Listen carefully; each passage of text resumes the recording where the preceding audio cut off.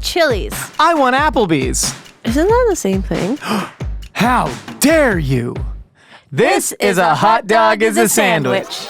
Ketchup is a smoothie. Yeah, I put ice in my cereal, so what? That makes no sense. A hot dog is a sandwich. A hot dog is a sandwich. Welcome to our podcast, A Hot Dog is a Sandwich, the show we break down the world's biggest food debates. I'm your host, Josh Scherer. And I'm your host, Nicole and Nicole, that was a very controversial and brave thing that you said. There's no difference. Okay, what we're about to find out is if there is a difference. No difference between the two restaurants. Let's break down why we have all of this stuff in front of us, right? So we did a podcast about a month back. We did a podcast some time back. Who knows how time works anymore? I don't. About how Apparently, I don't know how any time works. About how Gen Z saved Chili's. You were sick for this one. We had Trevor come in and sub in as the official Gen Z representative that we have here. Mm-hmm. And Chili's has been on this like massive cultural wave and renaissance lately. It really has been. It's so impressive. Literally like up 30% over the last year, up 50% over the last 3 years, which leads to the question, ¿por qué no Applebee's? No one talks about Applebee's. It's all Chili's all the time, and maybe we need to change that. ¿Por qué no manzana bees? No, how do you say bee in Spanish? How do you say it, like a bumblebee? Meguita, por favor, translation on Google. How do you say bumblebee in Spanish? But, because in my mind, Applebee's and Chili's are a little bit the same thing, but this past... Abejorro, abejorro. Abejorro. Abejorro. Abejorro. Abejorro. Abejorro manzana. Manzana de abejorro. I also kind of view Applebee's and Chili's as the same thing. Aren't they both like Tex-Mex? Applebee's does not rep Tex-Mex per se. Chili's Really? does, but they do obviously because they have quesadillas, but that's also just kind of like American food at this point. At this point, quesadilla is a quesadilla. You know what I mean? But there's a reason that when Valentine's Day 2025 rolled around, Julie and I never thought about going to Applebee's. We thought about going to Chili's. So this, I think, will answer the question of, is the Chili's renaissance merely because of marketing? Mm-hmm. Is it because of Gen Z's weird post-ironic kind of fake nostalgia for the early 2000s? Mm-hmm. And Chili's just happened to like be the one that they chose? Or is there an actual difference? Because Chili's did some menu revamping and a lot of quality control. But I want to see if it pays off. You don't know if Applebee's did any of that? Not to my knowledge, or at least it wasn't as heavily publicized. Because they've been running their own specials, right? The 2 for $25 at Applebee's. Everyone knows. I saw an ad for that last night, and it was what a great ad. 10 out of 10 ad on that. Right? Yeah. What are you seeing from the visual differences? Because tell us about the food that we have. So I'll say this, out of all of the portions, I will say that the Applebee's portions that are on Josh's side are much smaller than the Chili's portion sizes. What we have in front of us is appetizers, a rack of ribs, a burger and fries, and a dessert. Before the food gets completely cold, It's cold. It's ice cold. I'm sorry. I heated it do? up. Let me tell you what happened. I was heating it up. I had a hot flash. Had to take my shirt off. Literally, our former director Ben had to help me microwave stuff because I was literally suffering. Oh, I'm sorry. It's fine. I I was should have suffering. been there. I don't know where you were. Where are you ever? I don't know. Where are you now that I need you? I don't know the song. Let's dig into the appetizers, though. Let's jump in. Okay. We have Chili's Triple Dipper over there. Yes. Tell us about what we got in the Triple Dipper. The Triple Dipper, it has boneless buffalo wings. Are you okay? I dipped my arm into chocolate icing. I triple dipped my whole forearm into the fudge icing. Let me shellac it off. Do you want me to eat it? Oh, did it make it worse? No, I don't want you to do that. Nicole is scraping chocolate frosting off of my forearm with the blade of a dull knife.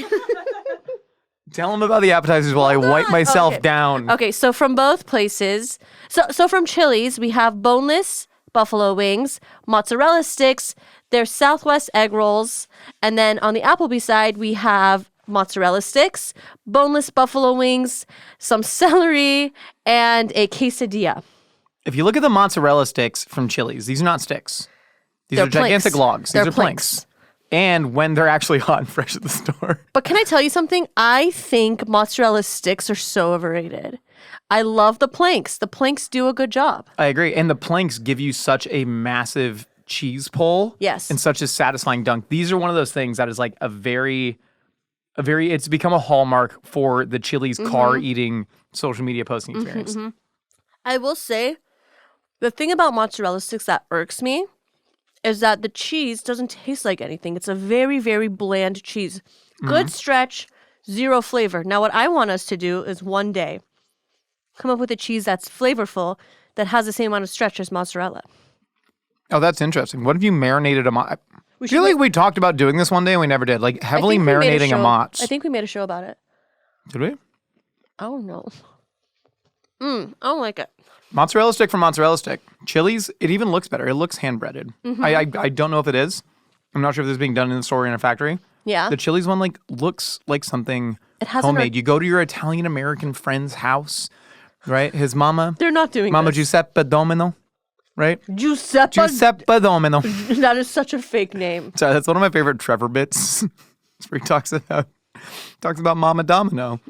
How she makes a good pizza. And her first name is Giuseppe. I've named her Giuseppe. The mozzarella in the Chili's one feels like more of a proper like whole milk, You're right. low moisture mozz, whereas the one inside Applebee's tastes like freaking string cheese. Tastes like Costco. Tastes like string cheese to me. Yes. It seems like string cheese logs that they breaded. Really disappointing. That's interesting. Really disappointing. Okay, move on to the boneless wings. Okay. These are boneless buffalo wings. Right. both. Sorry, there's no ranch. That's kind of bummer. I'm dipping it in marinara. There is ranch. I just don't know where it is. That's fine. What are you tasting in the Chili's boneless wing? Nothing. I mean, boneless buffalo wings I could just eat all day. To me, it's like the perfect seasoned food. Really? You know? That is so underwhelming for me. In what way? The Chili's, it has no sauce. It is absolutely baked into the actual like outside crust. I like that. No, I don't like that. I need a little bit of I'm down with the sog. I have no problem with the sog. It's the flavor of said sog. There is no flavor in said sog. The Applebee's ones look more heavily seasoned. They look so much better. And they have they have more of a buffalo taste. Much more of a buffalo taste. Which one of these tastes more like it just came out of a freezer bag? Applebee's. It does, right? But the seasoning is better on The it. seasoning's better, but it kind of tastes more The chicken is better. processed. The chicken is better at Chili's. The seasoning is better at Applebee's. Which one of these boneless buffalo wings would you rather eat? I would rather eat Applebee's because it tastes better. I would rather eat Chili's. I disagree. It feels like there's better quality control. It feels like a person made it. And you Which care I about think- that. We don't. A little bit. You do. A little bit. When you go to a restaurant, right? Right. Like if you are just getting Applebee's and Chili's work on such massive scales, right? Mm-hmm. I remember maybe the worst restaurant meal of my life was at the College Station Applebee's. Do you know College Station? Never heard of College Station. It's where Texas A&M University is. There is, forgive me for all the College Stationites out there, nothing else in the area other than College Station, Texas, and Texas A&M University. Wait. It's a city? College Station, The USA? city is called College Station, Texas. That's right. Texas A&M is the agricultural and military university. Okay. And I went to an Applebee's there, and I was trying to get some like protein. It was when I was on the track and field team. Mm-hmm. And I ordered a steak, and it was just an unidentifiable cut that did not exist anywhere. Meat glue galore. Bro, I cannot explain to you. So like when you're working at those scales, it's so hard to get this consistency without it just being like a factory shipping frozen stuff to a store. So you're kind of like working in this weird dynamic where by definition, if you want consistency, it has to be pre-made. But also people don't just want to show up to a restaurant and feel like they're being given something that was heated up out of a bag. Apparently, the chain's wings are voted America's favorite boneless wing in a blind taste test in early 2024. Chili's? No, Applebee's. Applebee's. I'm telling you, the Applebee's flavor knocks it out of the park. Interesting. You just don't like the texture of it. Maybe I got a kind of gristly one. Maybe you got a gracefully one. You can see how much more like white meat there is, which normally that's not that important to me. It's not important to me in any sort of boneless buffalo wing. But for some reason, you think it's important. I don't know. Let's move on to their, what would you call this? This is an egg roll. Well, it's not an egg roll. So Chili's Southwest egg roll, it's in a tortilla, right? Is it? What a fun food. This is a tortilla. This is called a chimichanga. Oh, what a fun food. And then a Southwestern chimichanga is redundant. This is just a little chimichanga. It's filled with what? Spinach, cheese, corn, black beans. Yes. All the delicious things. This is a hallmark. This is OG Chili's. This is like what made Chili's. Absolutely delicious. It reeks so heavily of cumin. I love it. So cuminy. Whatever R&D chef made this, brava. Delicious. You know what it is? It's the roasted red pepper, corn, and black bean combo. Yeah. That was like every Iconic. single 1990s Southwest something. Taco Bell even had a chalupa that had like black beans and corn Southwest in it. chalupa. Santa Fe chalupa. That's so funny. Back in the day. R.I.P. This is delicious. What do we have here from the Applebee's? It's a quesadilla stuffed with tomato, onion, cilantro, and chicken. Do you remember what they call this? Just like Southwestern Delight quesadilla? I'm going to look it up right now. It doesn't hold a candle. It can't. Completely different. Entirely different. Absolutely. Warm tortilla with chipotle lime chicken, blend of melted cheddar cheeses, and I see tomato, onion, and cilantro in here. So the triple dipper combo from Chili's. Also, do you know there's no combo? It's customizable. It's customizable too, which is fun. That gives people like a feeling of control. Mm-hmm. You know, it was responsible for something like 16% of their entire store sales, which is crazy considering they have 100 items on that freaking menu. And there's a lot of liquor sales. Mm-hmm. And I understand why. Like, it is really well done. The mozzarella sticks are fantastic. I think the boneless buffalo wings are great. The sauce are good. The Southwest egg rolls, an icon. Nothing to me from Applebee's. The boneless wings are good. I'll give you that. Sure, yeah. Like, they're tasty. But you go like tortilla Southwest product for tortilla Southwest product, Mott's for Mott's. Mm-hmm. Chili's to me like smokes it. The triple dipper is the truth. There's so much care and detail that went into this. Mm-hmm. And you can taste it, which you don't always expect from a joint like Applebee's or Chili's. But Chili's knocks out of the park. The triple dipper absolutely beats out the Applebee's appetizer combo. What a treat. Appetizer round. Chili's wins far and away. It's always really heartening to me. Can you put that over there?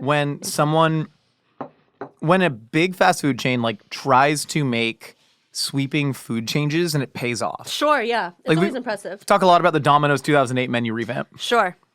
Should we eat some burgers? My body is ready. So the burgers were another part of Chili's revamp. Right. Where they were like, we want to compete with fast food because fast food's so expensive. So Chili's really attacked the fast food industry saying like, hey, come into Chili's for a sit-down meal. We'll treat you like a human and our burgers cost $10 and a fast food burger costs $8 now. Right. You know what I mean? The Chili's burger is called the Old Timer Burger and the Applebee's burger is called the Neighborhood Burger. Isn't that so sweet? I'm going to cut this Applebee's burger in half. Go ahead. It looks like the Applebee's burger is a double patty. Double smash burger at Applebee's. Look at that. Who would have thunk Chili's also has a smash burger, but we didn't get it, right? No, I went off of names. I went off of names because, I'm sorry, Old Timer Burger and the Neighborhood Burger, that's the same burger. I agree with that. Yeah.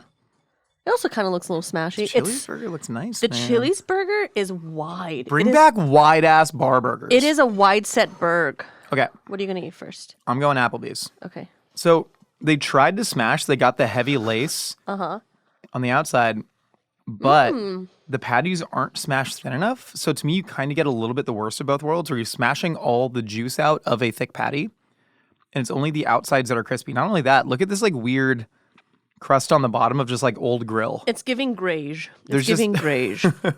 I'm not going to lie. What is greige? It's gray and beige. Still tastes pretty decent. I like the pickle pop. I like the pickle that they use. Mm-hmm. Meat tastes fine.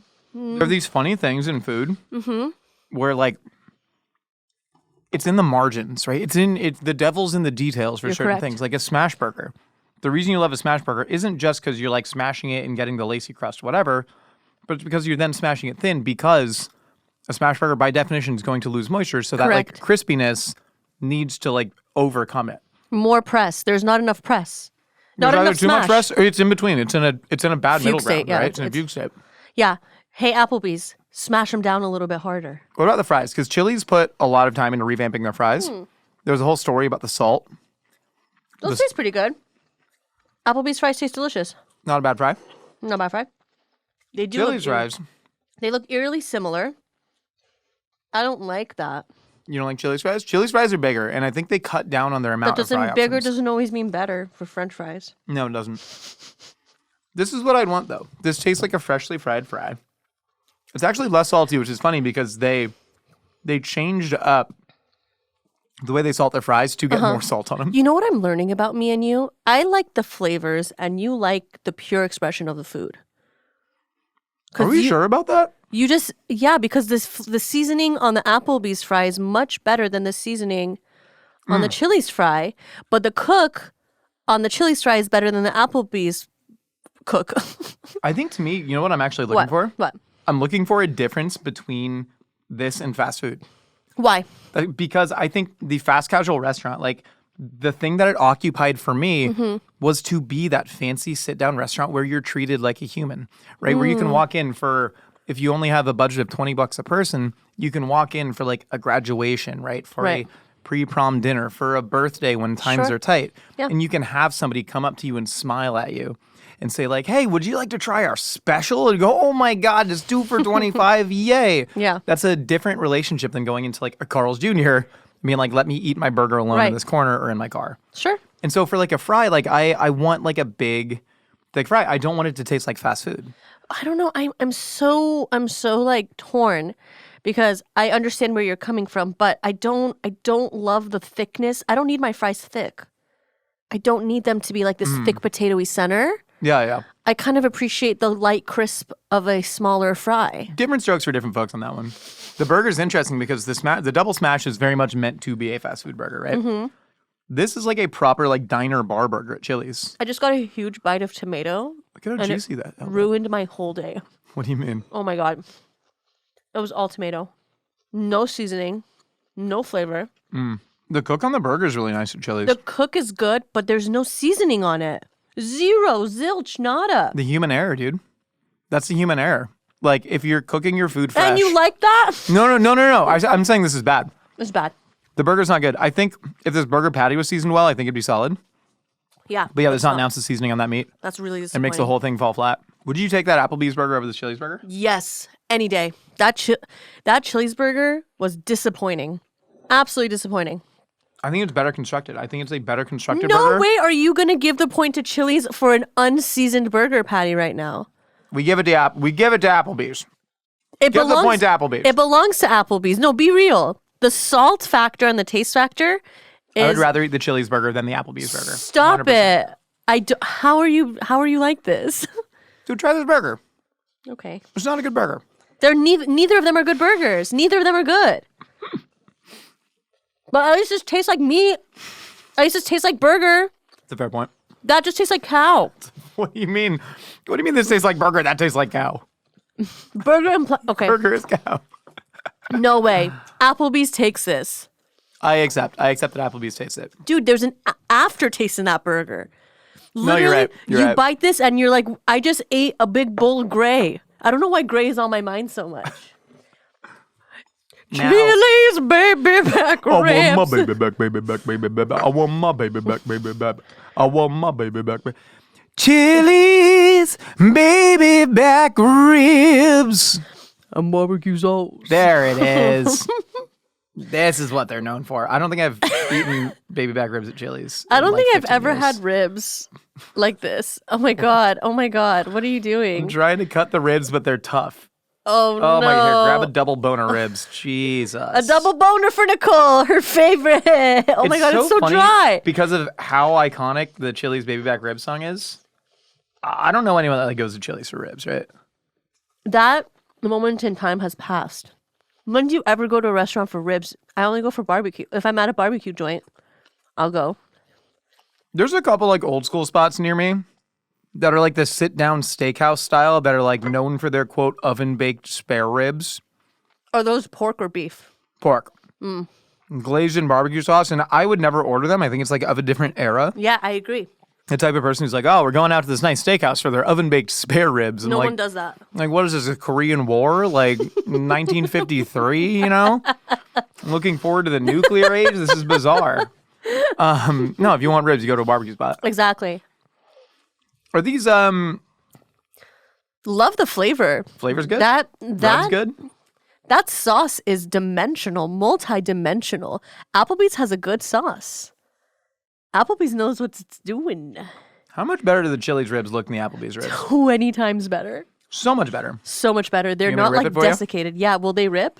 Oh, honey. That's how a rib should rip, Chili's. Another double boner for Nicole. Okay, this is where Come on.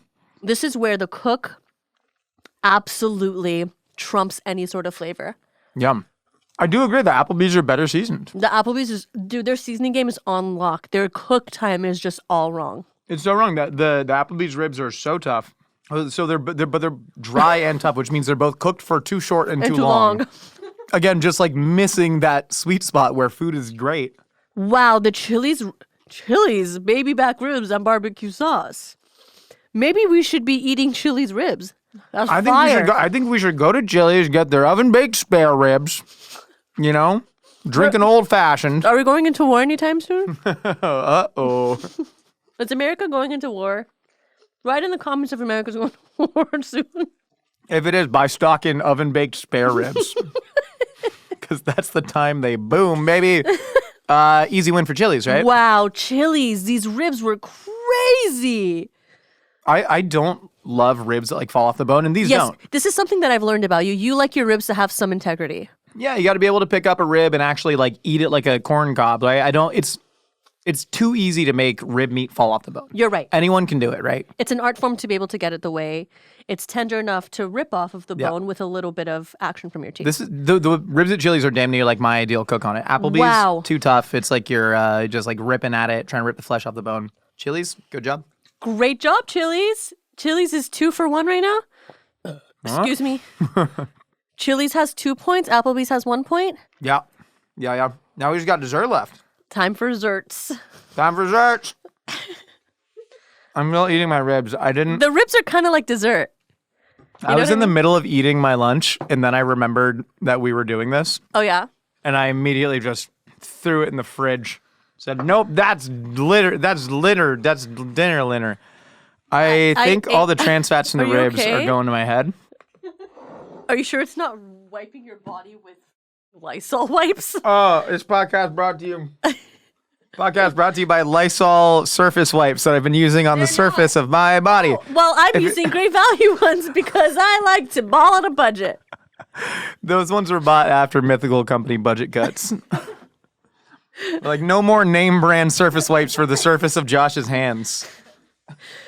I don't think wiping our hands with Lysol wipes is good for us. Can't be. But we keep doing it. What are you going to do? Nothing. Why these look so different? These are the same dessert. Yeah, they're molten chocolate cake. Both companies decided I did not get it a la mode. Sorry, Josh. No, I don't. I think a la mode desserts are kind of really overrated. Okay, that's ugly of you. That's my hot take. That's your hot take? It's my hot take. Okay. A la mode is almost never as good as you want it to be. Let's see if this Applebee's molten chocolate cake is. This looks like it was. You ever get the desserts at Carl's Jr.? Never. I have a family that I'm just kidding. Let me rephrase that. I've eaten every single dessert at Carl's Jr. So I think they have the best hand spun shakes in the game. Carl's Jr. did a really good job on revamping that. They've done some fun desserts, like the Pop-Tart ice cream sandwich is good. But the old school Carl's Jr. desserts are just like piece of chocolate cake, and it's just like in a plastic unmarked bag, and they just like throw it at you. They have like a strawberry cheesecake, and it looks like this. Maybe it's made in the same facility. It might be, but this looks like this was made in a factory that they put in a microwave, put some sauces on, right? Yeah. Why doesn't the Chili's cake look the same? Am I being too generous to Chili's right now? I don't know what's wrong with you right now. I burped from the inside. It was a weird feeling. I feel like me and you are on drugs. We're not on drugs. We're on Chili's, baby. Hi, man. I don't do pot. I do triple dipper combos. You're out here freebasing? Well, I'm out here free baking up my Chili's molten chocolate cake, having a great time with my friends. That's what I'm doing. When's your birthday? June? No, April. Damn, man. Yeah, April 25th. I have no idea when your birthday is. It's in May. Your birthday's in May. Yeah. You're a May Taurus. 19th. No. You're a Gemini. Yeah, but you're a Taurus, Yes. but you don't care about that. We should have your next birthday at Chili's. No, I won't go Chuck E. Cheese. You want to shut down Chili's for your birthday? That would be really cool. Why How don't much we does it just cost to shut down a Chili's? I'm sure you can find it. Why don't Really you cool. just tell corporate? Corporate who?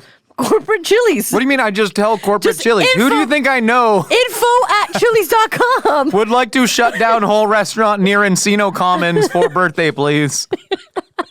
Yeah, Yeah, the one near the Michaels. close mouths, don't get fed. What do you think of the cake? Yum. Right? Yum. Why would I complain about Big that? yum. It's the only thing it's missing? Vanilla ice cream. Yeah, it's a fair point. Chili's. This one looks... It looks like a British pudding. It does look like a British pudding. Is this a caramel sauce or is this a chocolate sauce? It is both. It's a caramel chocolate sauce. It is separate both. What? It is a caramel sauce and a chocolate sauce. Interesting. This cake looks more homemade. Why? Oh, yeah. Not even a question. No, so much better. Oh, it's so much better. It looks better. It tastes better. It tastes better. There's something that happens to restaurants where, like, I'm sure every single person at Applebee's when they were first starting out had the intention of, like, we're making good food for people, right? Sure. And at some point, it's what happened to Chipotle. You know, where all one norovirus and listeria and E. coli outbreak, and suddenly It's over. Our whole ethos was we cook everything fresh in store. Suddenly you got to start pre-cooking your steaks at a commissary facility in Long Island. It's really And disappointing. you got to start just sending them out pre-cooked because you're like, we can't take that risk. At some point, you kind of like look back at all the foods you made and went, God, this is all just factory food. But I think if you're like Chili's, you can try and like reverse that. I'm sure between Chili's and Applebee's, they're probably getting equal amounts of food that are just shipped and frozen in bags or from other third-party bakeries, whatever. But Chili's made you feel like the magic is still there. Absolutely. And It it's really that did. trickery and chicanery that I'm really looking for in a chain restaurant. I mean, I would go back for the ribs and a triple dipper and this cake. I would go back for those things. And 100%. I really would, which is crazy because remember how everyone was like, oh, did they say Gen Z was killing chain restaurants? No, millennials. We killed all the chains. They said we killed the chains, but now as a millennial, I think it's our job to bring them back. I think it's only fair. I won't go to Applebee's because they lost abysmally. Chili's, you deserve all the hype. You really do. You know what I was thinking about the other day? That one time in 2015 when there were random clowns running around scaring people. Oh, I was. Yeah, I know you were. I was, but I'm not afraid of clowns. I'm not afraid of clowns either. I'm afraid of the people dressing up as clowns, terrorizing people at night. Same. If anything, I'm disproportionately attracted to clowns. Yeah? You think clowns are hot? Some. Like Hot clowns are hot. crusty? Not crusty, no. I like him because he's a good businessman. But, and he's Jewish. Jewish. I was gonna say it. No, I was going to say, like, our parents' generation lamented the fact that mom and pop stores on main streets were losing out to the big chains. I thought about this when the Joann's Fabrics near me closed. And I was like, oh, not Joann's. That was my childhood.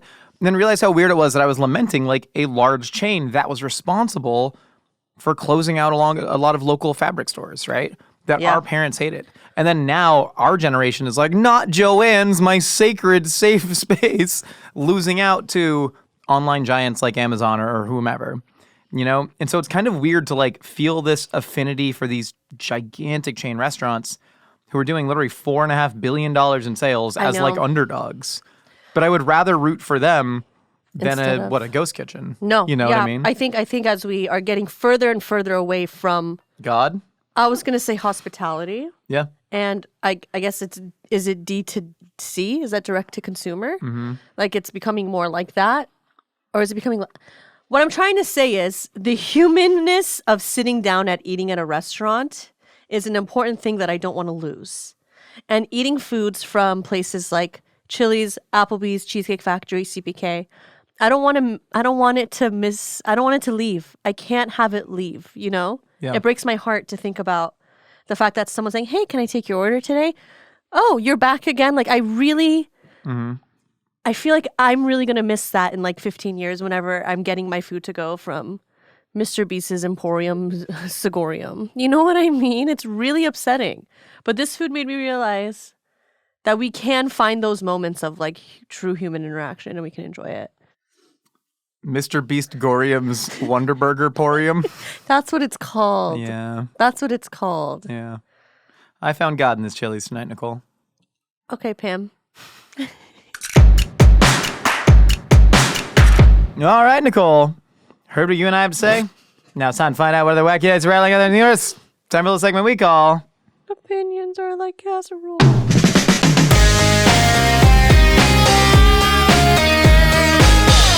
That's right, Nicole.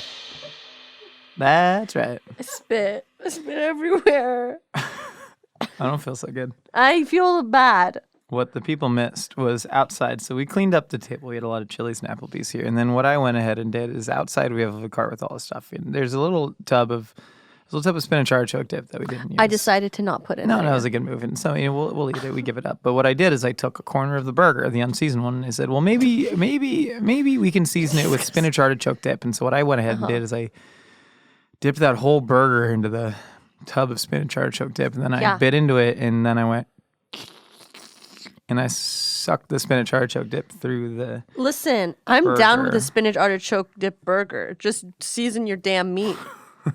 Okay, ready for the first opinion? Let's do it. Hey, Josh and Nicole. My name's Rocco, calling from Sick name, dude. Madison, Wisconsin. I got a question for Nicole. Go Badgers.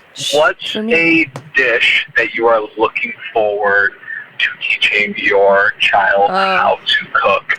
For me, I cannot wait to show my 2-year-old eventually how to make homemade bread and homemade pasta. So cute. But yeah, what's something that you're looking forward to teaching your child how to make at whatever age you might be?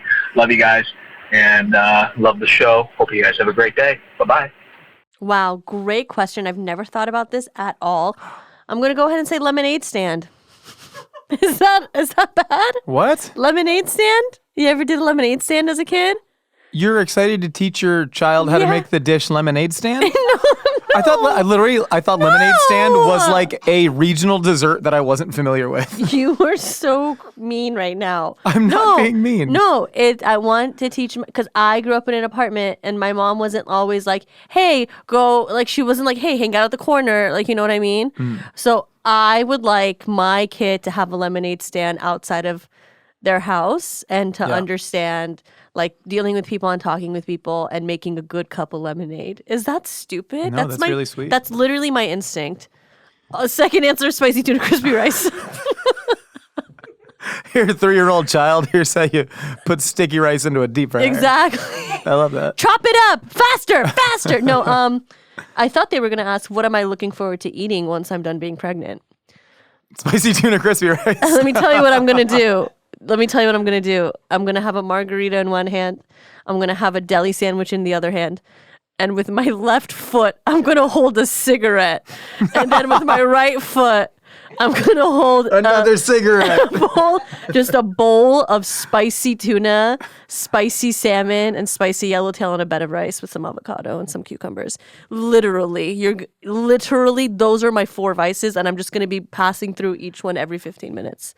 I need the camera to come here because I want to tell you a little bit about my lemonade stand-based trauma. So we had a really incredible racket going on. My dad worked at a 99-cent store in Oceanside, California, and what he did is, he would shoplift a bunch of stuff from there. And so he would shoplift the Country Time lemonade. He would give it to me and my brother, pink lemonade, and then we would mix that with the appropriate amount of water, and then we would put that in a giant gallon pitcher, and then we would sell cups of lemonade for $1 outside of the 99-cent store that he stole that from in the first place. Wow. So he was stealing that 99-cent thing of Country Time lemonade. Me and my brother were turning that probably into about $32, and that's pure profit right there, baby. But then the owner found out, and he got really mad at us because, we were like stealing from him technically. So I'm probably never going to teach my kids how to do a lemonade stand. Hey, but what if you buy the Country Time lemonade powder?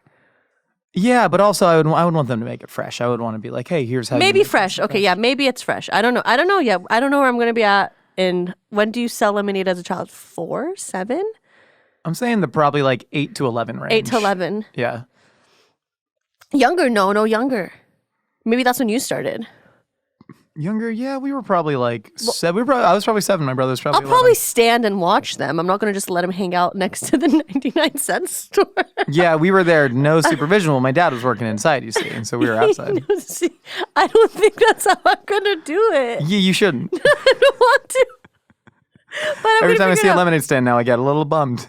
Aw, well, how about this? I'm going to make a really cute stand. I'm going to teach my daughter. I'm having a girl. I'm going to teach her how to like build it out and stuff. And she's going to handwrite the sign and all that stuff. And then you can come get some lemonade from her and it'll heal all of your wounds, if not one of them. Aww.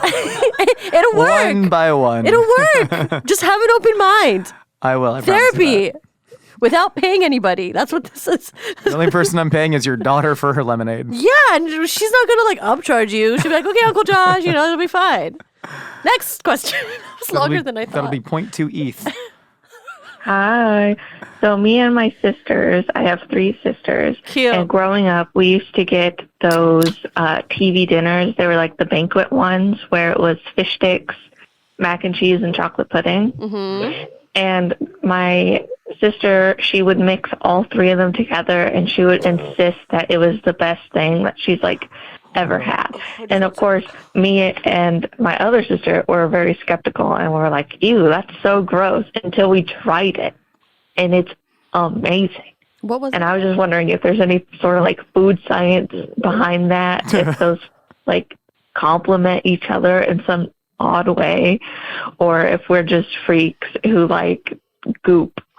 Thank you. Well, I'm a freak that likes goop, but that's Gwyneth Paltrow's macrobiotic deli.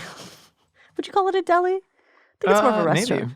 What did they say? I totally blacked out. So the Banquet fish stick meal. One, I grew up eating a ton of Banquet TV dinners. Uh-huh. Fish stick was not anywhere close to my top 5. Country fried steak. Okay. That was in the top 5. They had something just called rib meal.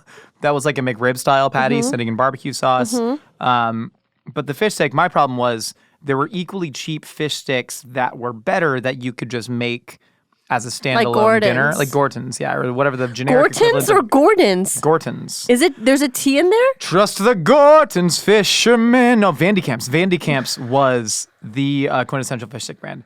But the Banquet fish stick meal came with chocolate pudding, macaroni and cheese, and fish sticks. I cannot imagine objectively, and I think even scientifically, a worse combination of foods. This person would mix fish. What would they mix? Tell me. Fish sticks, mac and cheese, and chocolate pudding. Listen, man, whenever your cool sister does something and you're like, she's cool, man, you have no choice but to accept it and also think it's cool. Like when my sister used to wear body glitter, I was like, I want body glitter. It's very normal. It's very normal. So like chicken strips meal, right? Let's look at Banquet chicken strips meal, an elite Banquet meal. Not all of these came with a dessert. For some reason, fish sticks did. But chicken strips meal... Because they felt bad. Because the fish sticks were probably gross. And like, here's some chocolate pudding so you feel better. Chicken strips meal is corn, mac and cheese, chicken strips. Little fried, just patties that got super soggy, but they're super well salted. You mash all that into a paste. I think that's almost a perfect paste. That's a really, really good paste, right? Okay. Because you get like the salty, protein-rich brined chicken, right? Sweetness of the corn, and then you get this like pleasant carbohydrate chew and the glutamates of the cheese. Like there's a lot of science going on in there that makes it very good. Okay. To me, it's the aromas of fish, chocolate, and cheddar cheese that to me, none of those 3 things go together I agree. at all, right? I think that's gross. But maybe it's like when you mix the entire soda fountain together. Nah, man. You know, and it's like the fun you had doing it. No, it's just older sister hype. If you had an older sister, you would get it. Yeah. There might be a scientist who's smarter than us who can tell you like, well, actually the phenols of the chocolate, blah, blah. We're not that smart. We're not smart enough to mash fish sticks with chocolate pudding. Not smart enough. Oh my goodness, that was funny. It's not funny, it's sexy. I just wanted to say that I like your show, and I just wanted to get your take on what is more Get it together. more Say it. spiciest food in the world. I think the spiciest dishes I've ever had were at Thai restaurants. And I used to think that Mexican was kind of spicy, but not anymore. So that's my take on it. Banquet sweet and sour chicken. Sorry, I'm still on the Banquet. That was deceptively a banger. It just had this kind of like sweet corn syrupy sauce in it. God, so good. Spiciest cuisines in the world. This is very interesting. Laotian is the spiciest I've ever had, and I'll stand by it.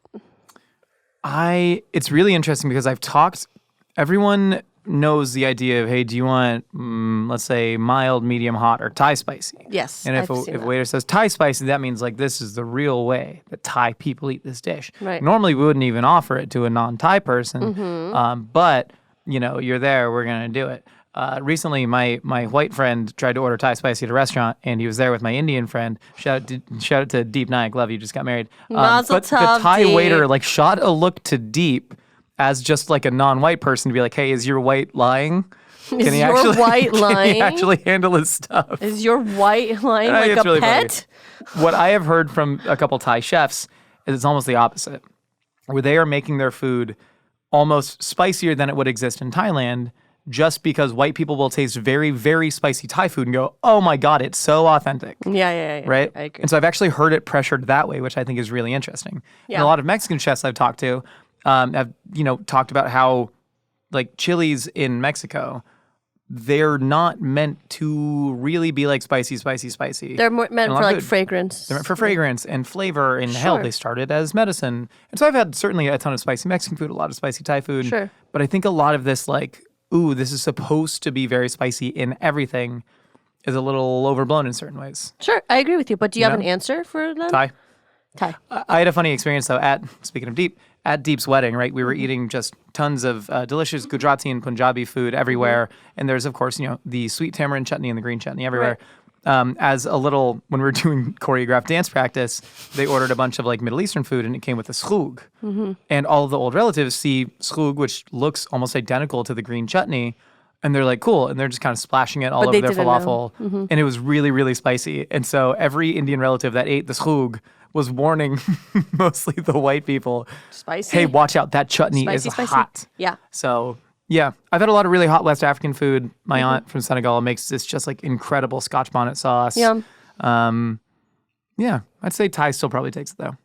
Hi, Josh and Nicole, longtime listener, big-time fan. And I don't really have an opinion. I more of have a question. My name is Madeline from New York, the state, not the city. And you guys always have the most interesting book recommendations. Oh, and I would like your all-time comprehensive list of all of the very influential books about food that you guys have read in your larger adult and post-teen life. Thank you. Love the pod. Have a great day. Wow. I'm so sorry. I don't read books anymore. Yeah. I try to. Something's wrong with me. It's an attention span thing. I think I might have undiagnosed ADHD. I have to figure it out. I'm on my phone 10 to 11 hours a day. It's really bad, and I don't read anymore, but I miss reading. I bought books to read. I bought 2 books that I thought I'd be very interested in, and I read only 20 pages of one of them. The other one is collecting dust next to my freaking bed. What's it called? Bedstand? Bedstand table? Bed table? I don't know if you read books, maybe you'd know what it was called. You didn't say that in your TikToks. I hate you. But yeah, I don't read anymore, so I'm going to let Josh take this. I hate myself. It's very flattering. I recently went back and reread Kitchen Confidential by Anthony Bourdain and Medium Raw by Anthony Bourdain, and it's such a fantastic moment in time. He actually shouts out in Medium Raw, one of my favorite books about not food but restaurants of all time, Down and Out in Paris and London by George Orwell. Another book that is incredible is How to Cook a Wolf by MFK Fisher. And these are all different points in times. Like George Orwell was written in, I think, the 20s. MFK Fisher, I believe, was written, was it during World War II? I think it was, but kind of back in that era. One of my favorite modern food history books is Taco USA, How Mexican Food Conquered America by Gustavo Arellano. That's an incredible one. I think maybe the most beautiful prose about food is written by Ruth Reichel. I love Ruth Reichel so much. Garlic and Sapphires is incredible, but her newest book, Save Me the Plums, I thought was really, really beautiful. And then for Food Politics by Marion Nestle, really, really great. What else do I like? What are the books? Sci-fi. The coffee book. The Monk of Mocha. Did you say that? By Dave Eggers. Robert Eggers. Which one of them directs horror movies? Robert Eggers. He's a horror guy? Love Robert Eggers. This is the other Eggers. This is Dave Eggers then. Mm-hmm. You also read a book about cod that you liked? Oh, Cod by Mark Kurlansky. Come on, that's great. I'm in the middle. I'm reading Salt by Mark Kurlansky right now. Consider the Fork is a great book. I know the book. What is wrong with me? I don't read a book, but I know the books that you read. Blood, Bones, and Butter by Gabrielle Hamilton is fantastic. Think Like a Chef by Tom Colicchio is fantastic. Surely there are other ones. I think you said enough. Yeah, I'm trying to think of, because I feel like I have. I'm trying to picture my bookshelf. Oh, Fresh Off the Boat by Eddie Huang is a fantastic memoir. It turned into a show. Crying in H Mart? I don't know. Crying in H Mart? Michelle's Honor? People say that one's good. You didn't read it, you just know it. Yeah, because I have problems that I need to address soon. Yeah, that's fair. I'll leave it at those books for now, but if I remember any, I'll just yell it on another podcast for a future date. And on that note, thank you so much for stopping out. Here's the Sandwich, the podcast you're currently listening to. We got new episodes, audio platforms on Wednesdays, new episodes Sundays on the video platforms. But the way that people consume content now is just in one giant, strange molasses flood where it either reaches you and you're subsumed by it, or it doesn't. If you want to be featured on Opinions or Casseroles, don't ask me about books because I won't have any recommendations. Give us a ring and leave a quick message at 833-DOG-POD1. Oh my God, the Third Plate by Dan Barber. We had Dan Barber on here. Omnivore's Dilemma, Michael Pollan. Fantastic book. See you next time. Fooding.